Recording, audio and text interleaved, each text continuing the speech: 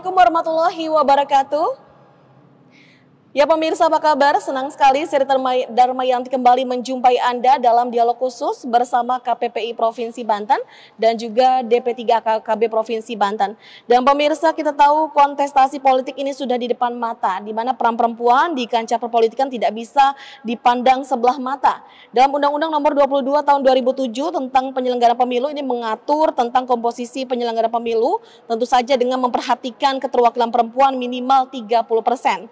Dan dalam upaya meningkatkan peran perempuan dalam politik sekaligus meningkatkan pemahaman politik ini bagi kaum perempuan serta perannya dalam pemilu 2024 nanti, Kaukus Perempuan Politik Indonesia atau KPPI maksud kami dari Provinsi Banten dan juga Kaukus Perempuan Parlemen bekerja sama dengan DP3 AKKB Provinsi Banten menyiapkan strategi pemenangan perempuan jelang pemilu 2024 guna mendongkrak afirmasi 30% minimal bagi perempuan.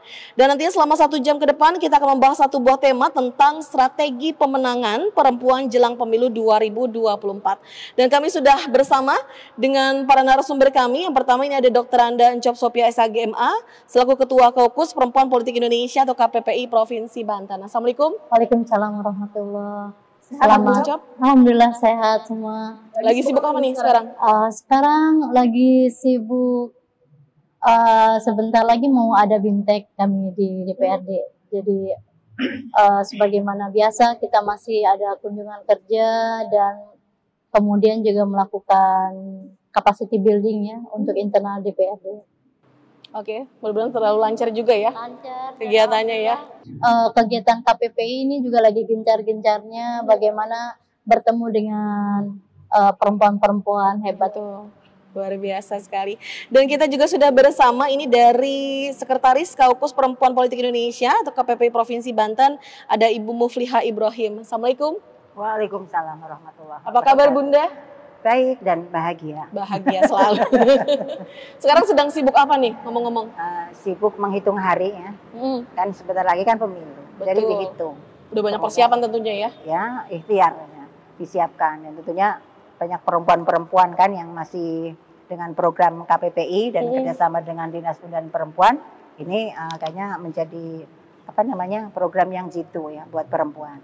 Jadi mudah-mudahan seperti itu. Jadi nanti roadshow dari Nugget, dari roadshow kita. Wah, luar biasa ini. Mudah-mudahan selalu diberikan kesehatan juga ya. Amin, untuk selalu aktivitas yang lumayan padat sekali itu ya. Luar biasa. Ini juga kita sudah mengundang pemirsa ini dari pengamat politik Provinsi Banten, ada Ibu Iim Rohimah. Assalamualaikum Bu Iim. Waalaikumsalam warahmatullahi wabarakatuh. Apa kabar Bu Iim? Alhamdulillah baik. Alhamdulillah baik ya. Semoga dalam keadaan sehat selalu ya. Amin. Dan kita juga sudah untuk mengawali perbincangan kita pada hari ini, maksud kami sebelum kita membahas tema kita lebih jauh, ini bagaimana sih Bu Encop melihat jumlah keterwakilan perempuan dari tahun ke tahunnya nih Bu? Kalau kita melihat jumlah perwakilan perempuan dari tahun ke tahun ya, dari per 5 tahun, memang secara umum ada peningkatan, terutama pasca adanya Perda nomor 10 2005 tentang pengharusnamaan gender. Dan juga secara spesifik undang-undang yang mengatur tentang kuota 30% perempuan, baik untuk calon legislatif maupun untuk pengurus partai politik. Jadi wajib ada 30% perempuan. Ternyata kebijakan itu walaupun sampai saat ini belum tercapai, baik di tingkat kota, provinsi maupun RI, tetapi kebijakan kuota setidaknya meningkatkan digit keterpilihan perempuan. Karena dengan aturan itu, kemudian nomor perempuan yang dulu sebelum ada kuota sering disebut sebagai nomor sepatu ya, nomornya jauh banget, nomor buncit. Dengan kuota ini setidak sensitifnya partai politik itu wajib di 30%-nya itu ada perempuan. Jadi bisa saja nomor 1-nya perempuan, nomor 2 laki-laki, 3 laki-laki, atau laki-laki, perempuan, laki-laki, atau perempuannya di nomor 3, atau nomor 1 perempuan, 2 perempuan, 3 perempuan juga boleh. Amin. Itu menjadi harapan bersama tentunya ya. Tentunya berarti kalau misalnya dengan afirmasi kuota 30% ini tentu saja membawa angin segar juga tentunya ya Bu untuk para perempuan-perempuan di Banten untuk bisa ikut berpartisipasi dalam kancah politik ya. Iya betul. Jadi kayak contohnya di Provinsi Banten ini saya amati 2 periode aja ya, yang lalu dengan yang sekarang. Yang lalu angka keterpilihan perempuan di Banten itu 16 orang dari 85. Sebelumnya itu sangat kecil sekali. Kemudian sekarang 15 anggota perempuan dari 85. Sekarang memang agak menurun ya, mudah-mudahan inilah KPPI harus bekerja keras agar ke depan di 2024 ini keterpilihan perempuan naik signifikan. Karena kan di Banten ini masyarakatnya bertambah. Sudah mencapai 12 juta. Dan penambahan yang signifikan itu ternyata banyak suara perempuan. Jadi karena masyarakatnya bertambah, kursi di Banten juga bertambah. Jadi dari 85 orang sekarang menjadi 100 kursi ya, dari 85 menjadi 100 kursi. Siapa tahu tambahan yang 15-nya itu tambahannya perempuan semua. Perempuan semua, amin. Kita doakan bersama juga ya, luar biasa. Dan kali ini kan ini KPPI Provinsi Banten baru saja menyelenggarakan strategi pemenangan pemilu ya. Ini kalau boleh tahu ini seperti apa sih Bu kegiatan yang dilakukan oleh KPPI sendiri? KPPI ini kan dengan Dinas Pemberdayaan Perempuan memiliki visi yang sama. Dinas Pemberdayaan Perempuan tentu saja sebagai pemerintah itu mesti memastikan bahwa warga Provinsi Banten yang perempuan ini berdaya, baik secara ekonomi, politik, sosial, budaya. Nah, KPPI juga punya mimpi yang sama. Jadi kalau KPPI ini gerakan masyarakat sipil ya dari teman-teman perempuan. Jadi dia menutupi harapannya memperkuat atau menambah kuota pelayanan Dinas Pemberdayaan Perempuan pada perempuan-perempuan gitu. Jadi Dinas Pemberdayaan Perempuan tentu saja punya program, KPPI punya program pemberdayaan perempuan. Jadi kalau disatukan itu, kalau kita ketemu 1.000 orang misalnya, kemudian dinas sendiri juga melakukan pekerjaan ketemu 1.000 orang, maka Provinsi Banten sudah bisa ketemu 2.000 orang kira-kira gitu. Nah, pada masa mendekati kampanye inilah KPPI memang fokusnya di politik. Jadi kita memastikan mengawal bagaimana bisa mewujudkan mimpi keterpilihan perempuan 30% gitu. Oke, amin. Saya beralih dulu ke Bu Bofliha ini terkait dengan kita tahu kontestasi politik ini sudah tinggal menghitung bulan ya, Bu Bof ya. Sudah geliatnya sudah mulai terasa ini. Bagaimana Bu Bof melihat kesiapan para perempuan di Provinsi Banten ini untuk mengikuti ajang kontestasi politik tadi? Terima kasih. Ini kita urun-urun rembuk ya, karena kita dari perempuan untuk perempuan. Betul. Ya, alhamdulillah barangkali dengan adanya program KPPI dan Dinas Pemberdayaan Perempuan, kita cukup terasa ini manfaatnya. Ya kaitan menjelang dengan pemilu yang sebentar lagi ya, mungkin sekitar 7 bulan ya. Iya, betul. Dan nanti 14 Februari ya, kebetulan dari ulang tahun saya. Jadi dirayakan se-Indonesia ya. Betul. Mudah-mudahan aja berhasil dengan baik gitu. Intinya bahwa kita sebagai di KPPI merasa masih punya banyak PR. Ya karena kita nggak berbicara partai dulu, hanya di lingkungan perempuannya. Iya. Jadi kalau kita nanti di internal partai kan beda lagi ya, karena kita memang meng-push ya. Kita dulu kan ada program roadshow ke partai-partai. Jadi kita gantian gitu, Bu. Kalau kita ke partai P3 yang vokal Bu Uncop sama Bu Sri. Nanti kalau ke PDI saya sama Bu Uncop. Jadi kita saling. Jadi pada saat kita ke partai yang bukan partai kita yang mempush kepada partai yang dikunjungi oleh KPPI. Minimalnya menitipkan harapan bahwa 30% perempuan itu jangan hanya lip aja, tetapi mudah-mudahan partai juga mendukung dengan jangan setengah hati. Intinya, dan jadi kita bersyukur juga kemarin MK ya memutuskannya kan masih proporsional terbuka, sehingga mungkin kan banyak yang perempuan-perempuan tidak di nomor 1 kemarin posisinya, gitu kan. Nah ini kalau sudah terbuka kan ya Bismillah kita berikhtiar bersama. Jadi perempuan juga punya kesempatan yang sama pada saat kita harus terjun ke sana. Ini terbukti dari 2004 kan. Waktu 2004 kan kita masih tertutup, jadi masih nomor urut. keterwakilan perempuan masih minim ya Bu Iim ya, sekitar paling 5 orang kan dulu mah. Nah, tapi setelah 2009 dengan proporsional terbuka, ternyata perempuan bisa ngambil bagian lebih dari 2004. Nah, berarti kan perempuan kalau diberi kesempatan yang sama bisa apa namanya, dengan laki-laki itu apa namanya, nggak bersaing sih ya, bermitra ya. Bermitra, gitu. betul. Seperti itu. Jadi ini juga harapan kita nanti di 2024 dengan program KPPI kerjasama dengan Dinas Pemberdayaan Perempuan kaitan sekarang dengan strategi pemenangan. Berarti kan kita sudah membicarakan pemenangan perempuan di pemilu. Soalnya sebetulnya menurut saya sih agak rugi sebetulnya kalau perempuan tidak milih perempuan. Karena apa?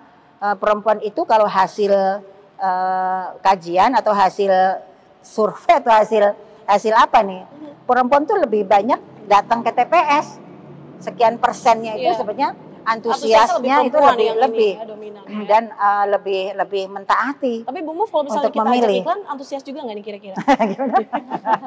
Antusias juga tentunya harus ya. Dong, ya. Baiklah Ibu-ibu semua, kita lihat dulu sejenak dan kita akan segera kembali pemirsa. Jangan beranjak kemana-mana, tetap dalam Dialog Khusus Banten TV.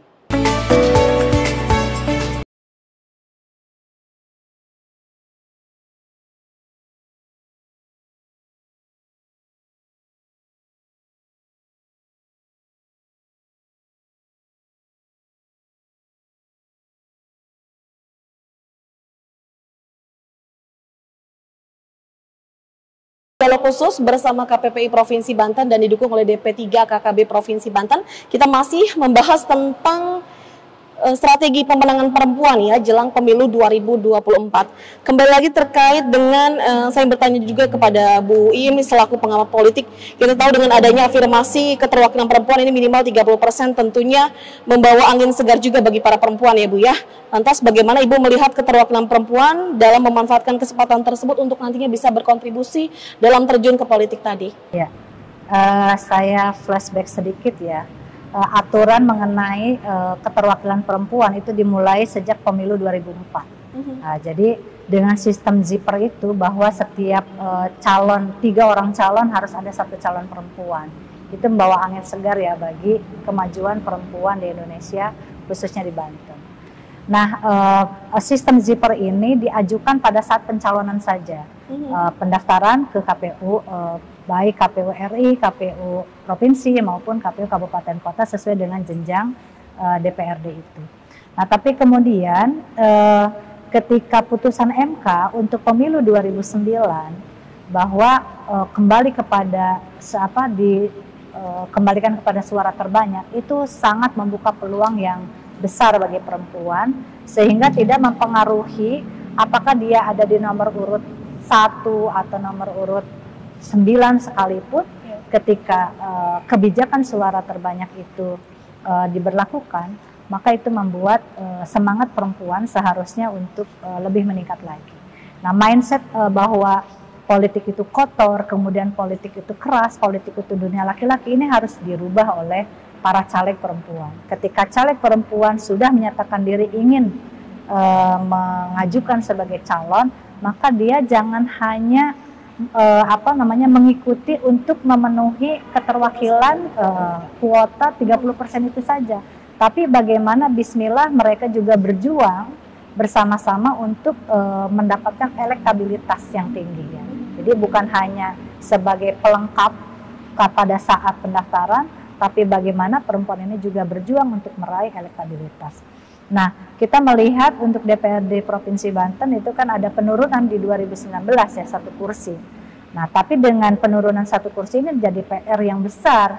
Makanya DP3 KKB itu baik sekali ya, mendorong KPPI bekerja sama untuk kemudian melakukan isu-isu strategis bagaimana perempuan punya peran yang sangat baik gitu kan, peran yang lebih kuat lagi untuk meningkatkan elektabilitas tadi. Jadi kita bukan lagi berpikir bagaimana pada saat pencalonan itu keterpilihan pemenuhan 30%-nya terpenuhi, tapi bagaimana elektabilitasnya 30% itu juga terpenuhi.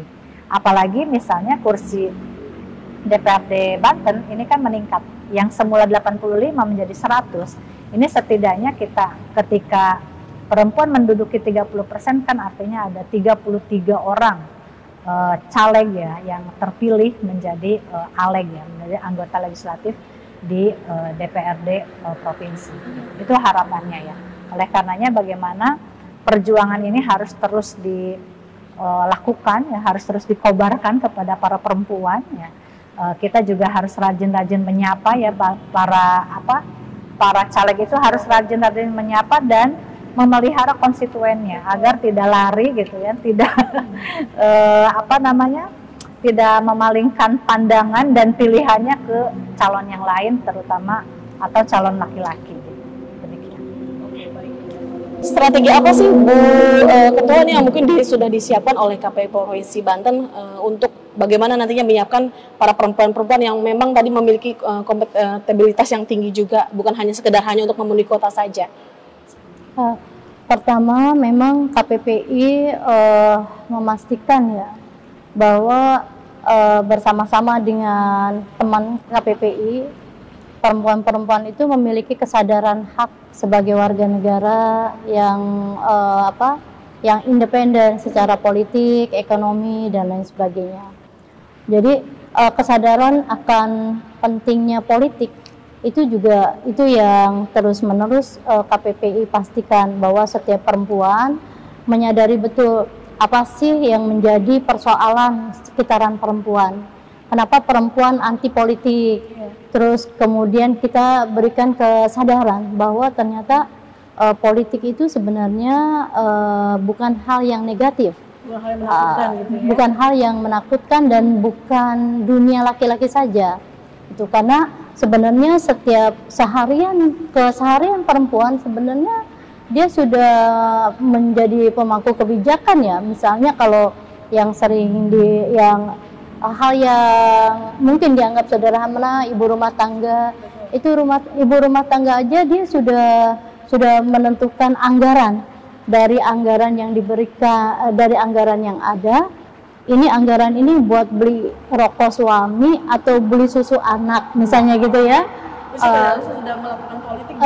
Ya sudah ada pemihakan. Jadi kalau perempuan ini sudah memiliki pemihakan, jadi yang kita pastikan di KPP ini pemihakan perempuan itu jadi kesadaran bahwa perempuan juga manusia, bahwa perempuan juga memiliki hak politik, dan bahwa perempuan juga bisa memutuskan. Terus hubungan laki-laki dan perempuan itu setara, saling dialogis dan mitra gitu. Jadi bukannya atas bawah gitu ya, perempuan tidak boleh inferior. Jadi yang kita pastikan di KPPI ini, teman-teman KPPI ini semuanya begitu. Dia bisa membuat sama-sama bisa mengaktualisasikan dirinya untuk diri sendiri, untuk keluarga, untuk masyarakat dengan caranya masing-masing. Sehingga kalau salah satu dari mereka menjadi caleg, kira-kira gitu, harapannya sudah ada kesadaran bagaimana mengawal kebijakan yang pro pada perempuan, bagaimana mengawal kebijakan yang pro pada kesejahteraan masyarakat, yang itu efeknya juga mungkin langsung maupun tidak langsung pada perempuan. Misalnya tentang kenaikan BBM, kenaikan listrik, itu yang merugi banyak itu kan perempuan, dan itu kesejahteraan masyarakat secara umum. Nah, dan bagi teman-teman KPPI yang menjadi pendukung, menjadi tim sukses, dia juga memiliki kesadaran itu, sehingga dia secara kritis bisa mendampingi, bisa memilih perempuan, dan juga bisa mendampingi caleg perempuannya itu untuk sensitif pada isu-isu keadilan gender. Oke. Kembali lagi terkait dengan apa yang sudah disampaikan oleh Bu Uncap ini, bagaimana Bu Muh melihat keberpihakan kebijakan-kebijakan yang mungkin memang pro gender yang ada di Provinsi Banten sampai dengan saat ini dengan hadirnya para perempuan-perempuan yang duduk di legislatif tadi, Bu? Ya, kalau dikatakan kemajuan ya lebih maju lah, terutama peran baik peran di dinas ya, yang notabene kalau dinas pemberdayaan perempuan kan kepala dinasnya perempuan gitu ya. Betul. Itu sudah mudahnya juga ada sensitifnya lebih tajam gitu. Kemudian dengan adanya wakil-wakil rakyat kita yang ada yang perempuan-perempuan, nah itu mudah-mudahan menjadi motivator buat perempuan yang belum jadi. Gitu. Ya, jadi masih menjadi dewan kan berarti masih dewan aktif. Kemudian programnya juga harus berpihak kepada perempuan. Nah, biasanya yang menyuarakan ya harusnya perempuan. Sehingga nanti kalau sudah ada program kan di bawah tinggal menikmati lah. Ya. Dan yang sekarang yang sudah program-program yang sudah kita rasakan itu kan menurut saya itu meningkatkan kepercayaan kepada para perempuan yang tadinya mungkin masih apa itu tadi ke politik itu masih agak-agak belum terlalu familiar gitu. Nah, tetapi bidikannya itu tidak langsung di politiknya, tapi ada juga pendekatannya dengan ada wirausaha gitu, dengan industri rumahan. Jadi disentuhnya itu dari yang disenengin dulu. Nah, terusnya nanti di sana kan secara tidak langsung itu sudah terbentuk jaringan. Jaringan itu dari satu dengan yang lain yang tadinya tidak kenal jadi bisa untuk berkomunikasi. Jadi itu kemudian kenapa ada program di KPPI juga ada public speaking. Nah itu kan juga memulai dari situ. Maksudnya dari pergaulan awal dulu nih. Biasanya orang nggak percaya ya Bu Im ya, nggak percaya diri mau kemana atau kemana. Setelah kumpul terus KPPI dan dinas itu ada program yang kayaknya perempuan banget ya. Tadi kayak seperti bikin kue gitu umpama, itu sentuhan aja dulu. Jadi biar nggak langsung politik ini loh, politik ini gitu. Pendekatan dulu. Jadi diasuh dulu. Jadi nggak kaget. Karena memang seperti itu. Nah, lambat laun kan agak menyadari betapa pentingnya perempuan untuk berpolitik. Betul. Jadi dimulai dari yang disenengin dulu. Nah, ternyata juga nggak segampang itu Mbak Rita. Setelah ternyata penting sekali politik. Mau majunya juga belum sehebat laki-laki. Jadi masih banyak pertimbangan. Otomatis ini salah satunya kendala yang kayaknya sudah bahan klasik ini, finansial. Jadi perempuan itu mau maju udah ketakutan dulu, ya punya duit. Nah karena memang selama ini mungkin ada tuh susah dihilangkan. Saya suka ngomong kan gini, money politik itu kayak kentut gitu ya. Jadi bau tapi nggak jelas gimana kan gitu. Nah ini sebenarnya kendala kita memang di bidang finansial. Kalau masalah administrasi, kelengkapan ijazah rata-rata perempuan kita sudah rata-rata SMA lah, udah persyaratan udah. Izin suami ya artinya mungkin tidak ada di undang-undang tapi ya tetapi itu penting mungkin ya Bu ya. Itu internal ya prosesnya. Nah, yang finansial ini yang kadang-kadang masih jadi momoknya itu di situ. Karena masih nggak tahu nih siapa yang salah gitu ya. Awalnya nih gimana ya. Tetapi ini terbentuk dengan sendirinya. Sehingga mungkin ada beberapa yang masih berpikiran perempuan ini yang ada duitnya aja. Nah, ini yang membuat perempuan mau nyalon agak jadi maju mundur. Udah, nah, mudah-mudahan dengan cara pendekatan yang kita arahkan seperti itu yang tidak terasa dulu. Nah, mudah-mudahan akan memudahkan mindset aja. Betul sekali. Merubah mindset yang ada di rata-rata perempuan. Jadi itu tadi kata Bu Ketua kan ada yang dipilih, ada yang memilih nih. Nah, siapa nih yang lagi jadi kesempatan dipilih? Yuk kita perempuan memilih. Pada saat kita lagi jadi pemilih ya memilih yang perempuan betul gitu ya kita jadi arahkan kembali nih Bu Mov untuk rehat kembali sepertinya oleh teman-teman dan kita akan rehat kembali pemirsa, jangan beranjak kemana-mana, tetap dalam dialog khusus bersama KPPI dan didukung oleh DP3 KKB Provinsi Banten.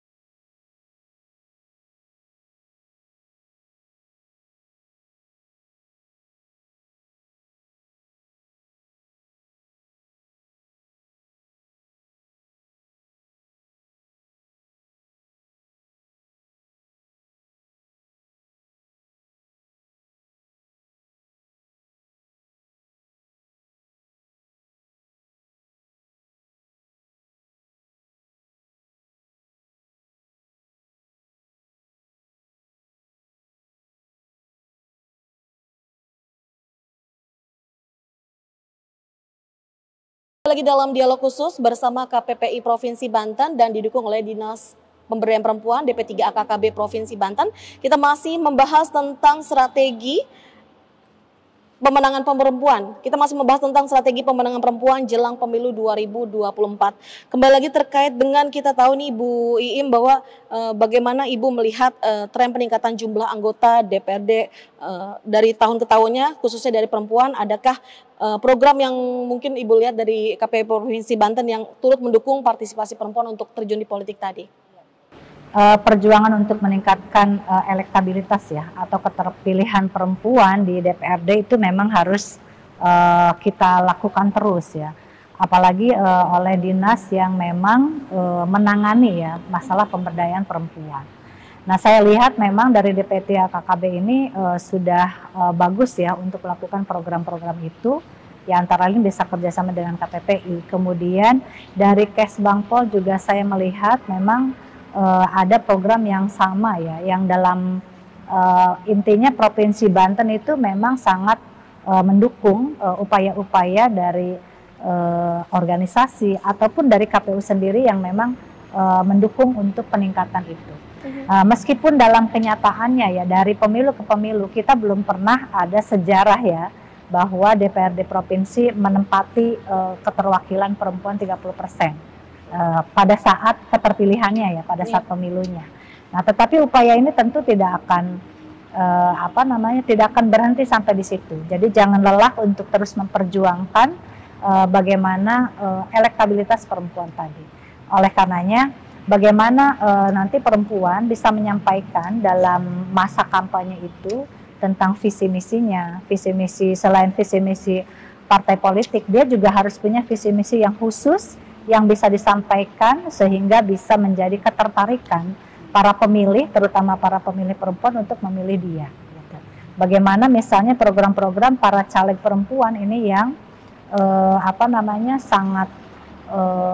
sangat memperhatikan perempuan gitu kan, kemudian sangat memperhatikan bagaimana kondisi sosial, kemudian kondisi demografis atau kependudukan perempuan. Karena kita lihat dari daftar pemilih yang ada, yang ditetapkan, hampir 50% itu pemilihnya adalah perempuan. Nah, dari 50% perempuan ini juga pemilihnya adalah kalangan milenial.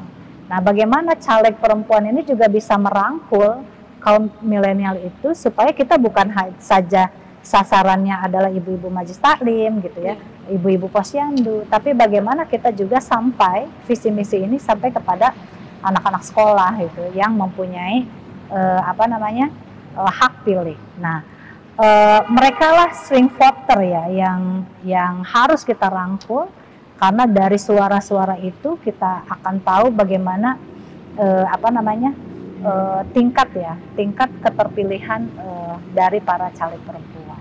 Jadi nanti saya sarankan kepada caleg perempuan itu supaya bukan hanya sasarannya ibu-ibu majelis taklim, ibu-ibu posyandu, tetapi lebih luas lagi, terutama di kalangan milenial ini. Betul. Bagaimana bisa menjalin kerjasama dengan dinas pendidikan misalnya nanti KPPI supaya bisa menjalin pada pemilih pemula, kemudian ke perguruan tinggi, karena mereka ini adalah pemilih-pemilih cerdas, pemilih-pemilih baru yang ingin mencoba dan ingin mengetahui visi misi sebenarnya itu seperti apa. Jadi bukan hanya visi misi partai politik, tapi kita juga sebagai caleg gitu ya, yang caleg perempuan punya visi misi tersendiri yang memang akan mengantarkan daerah ini menjadi lebih bagus, lebih pro kepada perempuan dan anak.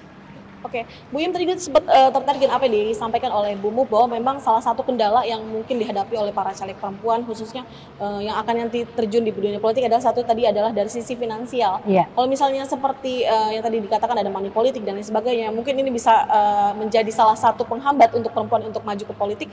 Seperti apa langkah upaya yang mungkin bisa dilakukan oleh para caleg perempuan tadi, menurut Bu Iim? Itulah dia yang harus menjadi PR besar tadi ya. Kita harus bisa merubah mindset bahwa politik itu bukan bukan dunia laki-laki. Politik itu bukan sesuatu hal yang kotor, yang jelek, yang sadis dan sebagainya, termasuk money politik tadi. Nah, memang dengan elektoral yang terbuka seperti ini, kita sangat membutuhkan biaya politik yang tinggi. Itu tidak bisa dinafikan. Karena ketika akan mengumpulkan orang, mereka kan butuh ongkos ya. buku transportasi. Tidak ada orang yang datang gitu mengumpulkan massa misalnya tanpa ada transportasi. Ini juga masalah. Tetapi anggaran atau biaya itu kita urutkan di nomor urut kelima, gitu ya. Nomor urut kelima. Ketika seseorang sudah siap menjadi caleg, maka yang dipersiapkan yang pertama adalah mindset yang harus benar, yang harus lurus, gitu. Bahwa politik itu bukan sesuatu dunia yang kotor, dunia yang sadis dan seterusnya. Kemudian yang kedua knowledge-nya, pengetahuan kita, pengetahuan para caleg ini harus ditingkatkan. Meskipun caleg ini adalah incumbent karena memang dia sebagai anggota legislatif, tapi kan peraturannya yang selalu berubah ya. Walaupun undang-undangnya tidak berubah, tapi ada peraturan-peraturan teknis yang diatur oleh KPU itu yang berubah. Gitu. Nah ini yang harus ditingkatkan. Kemudian bagaimana pendekatan kepada masyarakat, gitu. Itu juga yang harus ditingkatkan. Karena politik itu sangat dinamis, kemudian perkembangan sosial itu juga sangat sangat dinamis ya. Kita lihat bagaimana media sosial, kemudian teknologi informasi. Nah para caleg ini harus menguasai itu. Nah sehingga skillnya dia harus ditingkatkan pula. Bagaimana memanage, mengelola tim-tim ini supaya tetap solid gitu. Dengan menggunakan teknologi informasi, kita bisa memantau bagaimana peran-peran para tim ini supaya solid gitu. Nah itu juga harus dimanfaatkan penguasaan teknologi informasinya. Misalnya membuat grup WA kah, membuat website kah, atau mengelola Facebooknya, mengelola Instagramnya, Twitternya, itu yang harus dikelola secara masif gitu ya. Jadi ada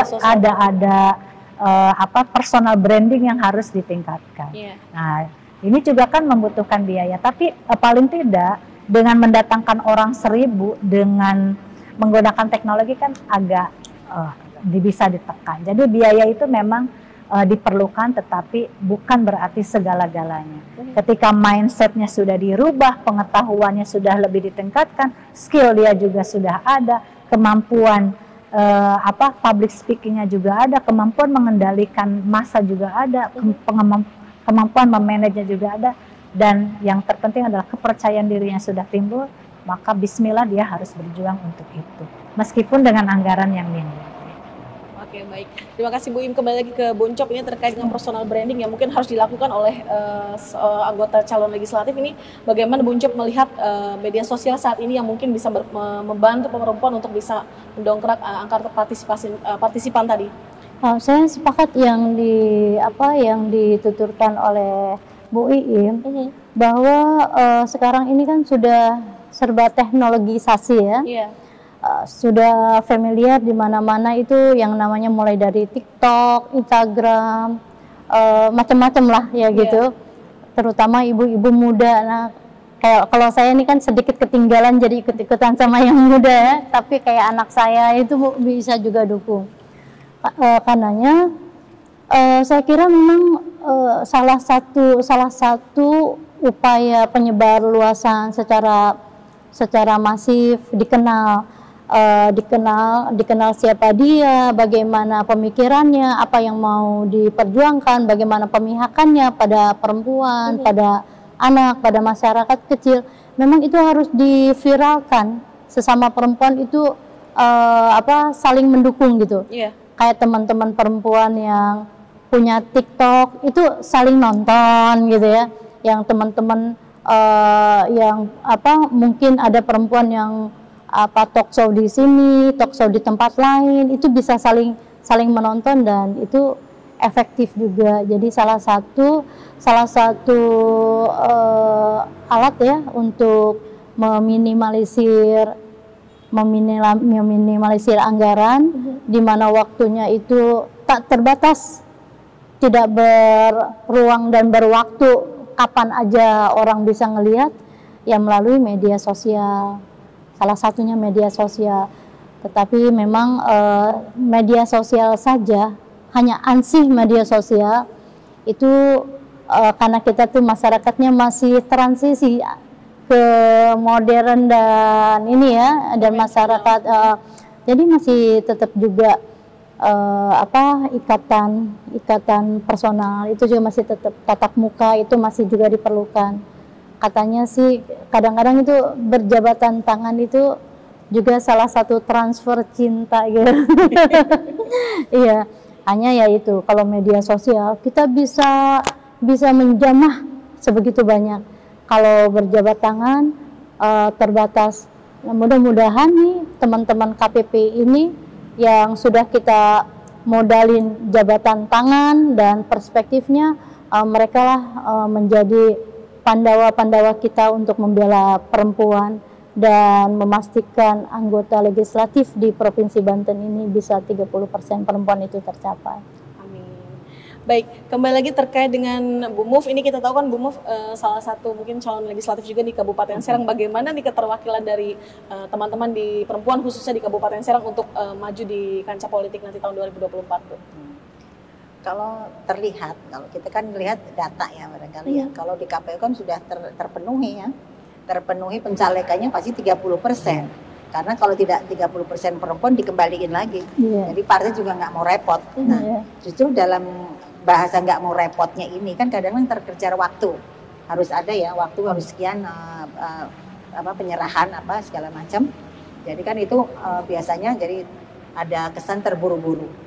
Jadi kadang-kadang mau salah siapa, apa salah perempuannya, apa juga salah pengelolaan di partainya gitu. Kadang masih perempuan terus terang belum begitu mandiri 100% pada saat pencalonan. Itu mungkin banyak partai-partai juga ya, bukan hanya di P3, mungkin itu sampai udah nyalon nanti kita biayai ininya administrasinya. Sampai begitu, karena memang nggak semudah itu mempersiapkan perempuan-perempuan yang benar-benar hasil dari kemandirian. Saya mau nyalon, saya siap bersaing, itu masih dalam hitungan yang belum membanggakan. Nah, untuk itu dengan cara dialog seperti ini, kemudian dengan apapun caranya gitu ya, agar perempuan itu juga melek politik juga, mumpung ada kesempatan.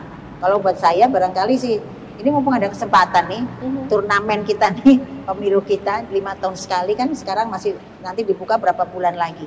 Nah, harusnya kemarin itu mempersiapkan diri kan gitu. Kan sesuai lagu Mares KPPI kan, harus mempersiapkan diri gitu. Nah, tetapi pas di ujung waktunya pasti ada saja nih belum. Makanya masih PR buat kita dalam mempersiapkan perempuan-perempuan yang benar-benar itu lahir dari keinginan sendiri. Seperti itu. Ini masih nggak tahu kalau di Gerindra sama ya. Ada ya masih ya. Masih perlu. Nah, itu barangkali masih PR kita nih Mbak Rita. Baiklah, kita akan lanjutkan kembali mungkin perbincangan kita ya Ibu-ibu semua dan pemirsa. Jangan beranjak kemana-mana, kami masih akan segera kembali sesaat lagi.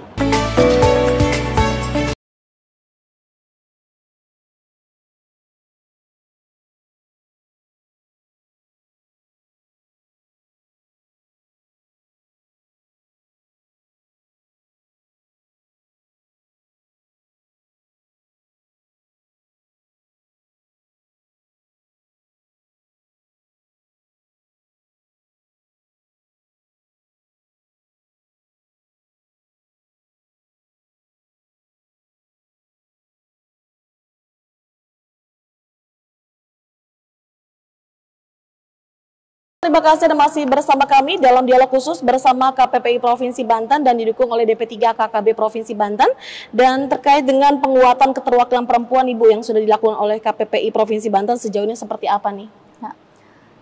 Kami KPPI bersama dengan Dinas Pemberdayaan Perempuan melakukan roadshow ketemu perempuan-perempuan di 8 kabupaten kota.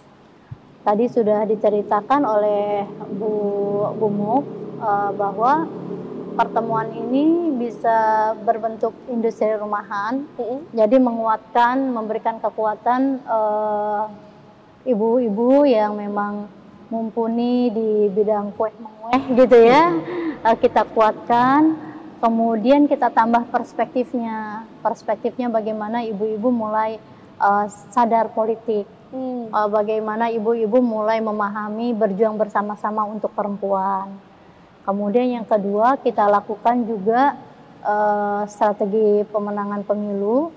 Nah itu lebih spesifik lagi. Jadi bagaimana ibu-ibu ini kalau memilih tidak sekedar dia menggunakan hak pilihnya, memilih perempuan yang cerdas dan berpihak pada perempuan dan anak serta masyarakat miskin, tapi dia juga bisa mengajak rekan-rekannya gitu, bisa menjadi pimpinan ya untuk memobilisasi bagaimana suara perempuan itu bisa terwujud di dalam kebijakan dengan cara bagaimana menciptakan legislator yang pro pada keadilan gender, ya khususnya legislator perempuan, harapannya itu. Jadi yang sudah kita lakukan 3 kegiatan. Satunya lagi adalah public speaking. Public speaking ini adalah diupayakan bagaimana perempuan bisa speak up, bisa berbicara di depan publik. Kadang-kadang perempuan itu kalau di rumah dia bisa bicara, bisa ngatur, bisa ngajarin. Kalau anak mau ke warung, kalau anak mau ketemu orang aja diajarin. Yeah. Nah, assalamualaikum, jangan lupa ketemu nanti sana, ya Allah, assalamualaikum, salam dari mama, gini-gini. Tapi ketika dia di publik, dia tidak bisa ngomong. Karena apa? Karena dia tidak terbiasa dianggap ketika di publik. Nah, makanya di public speaking inilah kita berharap perempuan bisa ngomong di depan publik, membangun kemandirian tadi, kepercayaan diri tadi, kepercayaan diri, dan perempuan juga mau ikut musrembang, terus kemudian mengartikulasikan kebutuhan perempuan di dalam musrembang. Harapannya seperti itu. Jadi untuk saat ini itu, dan ada lagi strategi-strategi yang lain. Mudah-mudahan segala upaya yang kita lakukan, KPPI dan Dinas Pemberdayaan Perempuan ini adalah betul-betul ingin memastikan bahwa Banten memiliki masyarakat yang sadar akan keadilan gender. Nah, dan secara konkretnya mengawal Banten memiliki anggota dewan perempuannya 30% itu bisa tercapai. Oke, melihat kontestasi politik ini nanti sudah menghitung bulan ini, bagaimana Bu Uncop melihat hambatan yang kira-kira mungkin nanti akan menjadi permasalahan yang dihadapi oleh para perempuan, dan juga seperti apa formula yang mungkin nanti disiapkan oleh KPPI Provinsi Banten sendiri sih, Bu? Iya, memang ini kalau kita ngomong tentang membangun kehidupan yang lebih adil, bukan pekerjaan yang sederhana ya. Kita paham bahwa itu pekerjaan yang berat. Betul. Dalam hitungan waktu ini yang kita harapkan adalah bagaimana ibu-ibu itu, kalau yang calon legislatif, dia memiliki kapasitas, memiliki visi, memiliki pemihakan untuk membela perempuan di tingkat kebijakan maupun anggaran nantinya. Kemudian kalau di tingkat pemilih, kita berharap yang dulu ibu-ibu kalau mau memilih itu nunggu kira-kira pilihannya itu apa, kata siapa gitu ya. Dia tidak pernah menjadi subjek untuk dia memilih, bahkan dia bisa mengajak orang-orang untuk memilih ini loh yang bagus gitu. Nah, harapannya kalau ini sudah berjalan dan mereka bisa menjadi subjek di dalam menentukan nasib politik dan bagian dari perjuangan perempuan, itu mungkin ini. Nah, hambatan, dan itu bisa juga kalau dibilang hambatannya apa, ya hambatannya ketika di masyarakatnya masih juga tidak memberikan tempat pada perempuan untuk menjadi subjek yang independen dalam memilih hak politiknya. Itu salah satu hambatan ya. Hambatan yang kedua itu kalau misalnya ibu-ibu itu atau masyarakat itu disirap dengan anggaran yang money politik, istilahnya begitu ya, ekonomi lah, hambatan ekonomi itu yang mungkin akan menjadi hambatan besar. Tapi kami KPPI percaya bahwa kawan-kawan KPPI yang sudah bersentuhan dengan KPPI insya Allah memiliki literasi politik yang cukup mumpuni dan menjadi masyarakat percontohan ya, yang itu bisa membangun Banten adil gender. Harapannya itu, walaupun memang ini kami kerjanya masih panjang ya Bu ya, KPPI masih panjang, tidak cukup di pemilu ini. Ya, indikator yang bisa diukur mudah-mudahan dengan segala macam daya upaya kita bekerja keras, menangis bersama, kira-kira gitu, berjuang bersama. mudah-mudahan KPPI bisa menghasilkan bisa menghasilkan legislator perempuan yang mumpuni dan bisa mengawal Provinsi Banten mencapai angka 30% itu. Kalau KPPI ini bisa mengawal bersama masyarakat dan organisasi-organisasi lain, yang tentu saja KPPI tidak bisa sendirian ya, dan itu terjadi di 2024 bisa tercapai 30% perempuan, yang kata Bu Iim itu kitaran 33 perempuan yang terpilih ya. Itu rasanya 100 ya, satu tahapan kerja KPPI itu patut diberikan dikasih reward tangannya ya, reward. Nah, ya minimalnya kami di KPPI percaya bahwa teman-teman KPPI yang pernah ketemu dengan kita, kami percaya di pundak-pundak mereka lah kita berharap, dan juga kami percaya dengan penonton nih, penonton Banten TV yang mengikuti kegiatan KPPI, mereka juga lah akan menjadi pahlawan yang akan menyebarluaskan. Karena kalau yang nonton talkshow ini ya, Suara Perempuan, misalnya KPPI, itu ketika mau nonton aja dia sudah punya pemihakan. Iya, betul. Gitu. Kalaupun terpaksa misalnya dia lagi dengerin apa, ternyata muter sendiri gitu ya. Nah, itu namanya hidayah yang datang. Hidayah yang datang, dan saya yakin mereka juga bisa menjadi pejuang juga. Oke, luar biasa. Bu Muf, terakhir ini kalau misalnya sebelum kita berpamitan kepada pemirsa, ini gerakan atau misalnya jargon perempuan pilih perempuan ini kan sudah mulai digaungkan ya. Bagaimana nantinya akhirnya perempuan ini bisa memilih perempuan lagi? Hal apa yang mungkin bisa dijadikan suatu trik oleh perempuan lainnya yang nanti akan maju di kontestasi politik tadi, Bu? Ya, sebetulnya kalau perempuan sudah berani ya, sudah berani memproklamirkan diri, artinya perempuan pilih perempuan, itu insya Allah cepat, itunya akan signifikan nanti hasil kursinya. Nah, kalau enggak kita berbarter ya. Berbarter itu hanya kita bukan di dapilnya sebetulnya, tapi sama-sama perempuan nih, dapil A atau B, kita barter aja, suara A ke B, B ke A, maksudnya barter suara, jadi kerjasama. Nah, itu kalau sudah ada kesepahaman atau semacam itu, insya Allah perempuan jadi lebih kuat. Makanya saya kadang-kadang jadi ada perempuan hebat, parlemen kuat, KPPI manfaat. Wow, itu aja udah. Baiklah, sudah tidak terasa nih, sudah 1 jam perbincangan kita ya, menemani kita di hari ini. Mungkin bisa berikan closing statement untuk pemirsa di rumah dan juga khususnya para perempuan di luar sana. Silakan Bu Iim, apa yang disampaikan terkait dengan tema kita, terkait dengan strategi pemenangan pemilu di tahun 2024. Silakan. Ya, sekali lagi saya sampaikan, perjuangan perempuan untuk sampai ke parlemen itu sangat berat sekali ya, sangat berat, dan memang membutuhkan perjuangan yang cukup panjang. Sistem patriarki yang sekarang kita rasakan itu bukan hal sesuatu yang mudah untuk kita lewati begitu saja, tetapi dengan semangat perjuangan perempuan, bagaimana para caleg juga bisa menarik simpatik ya, kemudian menyampaikan visi misi yang sangat memperhatikan kebutuhan-kebutuhan perempuan, kebutuhan anak, dan sosial, itu yang akan sangat menentukan para pemilih. Nah, para pemilih juga diharapkan untuk bisa menjadi pemilih yang mandiri, bukan hanya pemilih yang tergantung dari siapa yang nyuruhnya. Antara lain biasanya tuh kalau suaminya memilih A, maka istrinya juga harus A.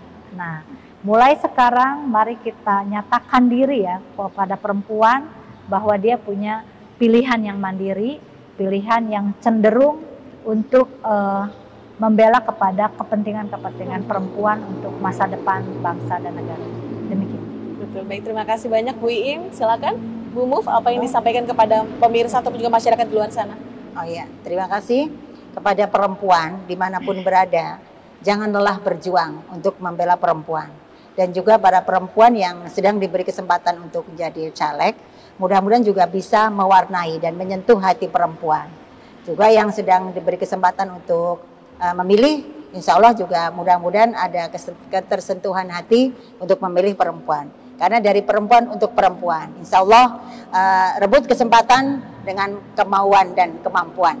Jangan hanya menjadi pelengkap penderita, begitu. Luar biasa. Ini nggak bisa dijadikan hashtag nih ya, perempuan pilih perempuan jadi hashtag nih. Ya.